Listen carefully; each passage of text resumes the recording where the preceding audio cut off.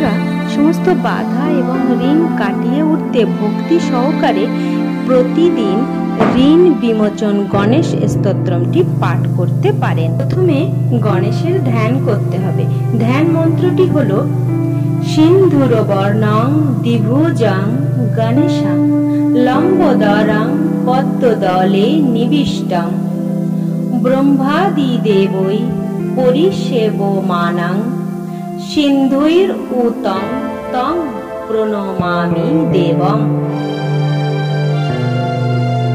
এরপর স্তোত্রটি হলো সৃষ্টরাদৌ ব্রহ্মণা সম্যক পূজিত ফল সিদ্ধয়ে সদৈব পার্বতী পুত্র ঋণনাশং করতু মে। ত্রিপুরস্য বধত পূর্বং শম্ভুনা সম্ময় গর্জিতঃ সদৈব পার্বতী পুত্র ঋণনাশং করতু মে। হিরণ্যকশ্যপাদিনাং বধার্থে বিষ্ণু নার্চিত সদৈব পার্বতী পুত্র ঋণনাশং করতু মে। মহিষস্য বধে দেবা গণনাথ প্রপূজিত সদৈব পার্বতী পুত্র ঋণনাশং করতু মে। তারকস্য বধত পূর্বং কুমারেণ প্রপূজিত সদৈব পার্বতী পুত্র ঋণনাশং করতু মে। ভাস্করেণ গণেশহি পূজিতস্য বিশুদ্ধয়ে সদৈব পার্বতী পুত্র ঋণনাশং করতু মে। শশিনা কান্তি বৃদ্ধয়র্থ্যং পূজিত গণনায়ক সদৈব পার্বতী পুত্র ঋণনাশং করতু মে।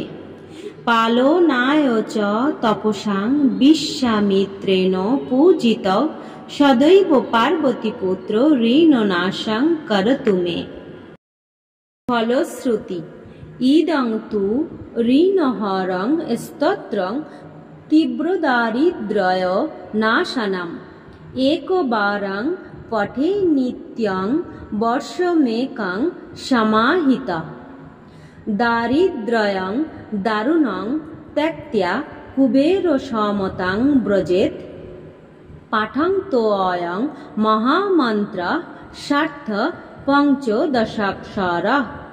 শ্রীগণেশং ঋণং ছিন্দি বরেণ্যং হুং নমঃ ফট। ইমং মন্ত্রং পঠেদং তে ততস্য শুচিভাবন। একবিংশতি সংখ্যাভি পুরস্চরণমীরিতং সহস্রবর্তন সম্যক সম্মাসং প্রিয়তাং ব্রজেত। বৃহস্পতি নম জ্ঞানে ধনে ধনপতির্ভবেত। অস্মৈ বায়ুত সংখ্যাভি পুরশ্চরণমীরিত। লক্ষ্যমাবর্তনাৎ সম্যক বাঞ্ছিতং ফলমাপ্নুয়াৎ। ভূতপ্রেত পিশাচানাং নাশনং স্মৃতি মাত্রাৎ।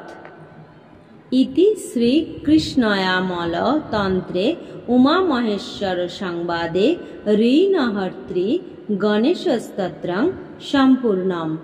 বন্ধুরা, এই ঋণ বিমোচন গণেশ স্তোত্রম পাঠের উপকারিতাটি হল চরম দারিদ্র নাশকারী এই স্তোত্রটি 1 বছর ধরে প্রতিদিন একবার পূর্ণ একাগ্রতার সাথে পাঠ বা শ্রবণ করা উচিত।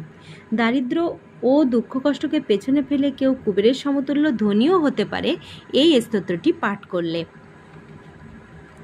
যখন এই স্তোত্রটি প্রতিদিন 21 বার জপ করে 1000 বার পুনরাবৃত্ত করা হয় তখন মানুষ গণেশের আশীর্বাদ পেতে পারেন।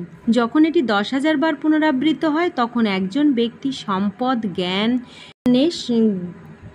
জ্ঞান লাভ করতে পারেন।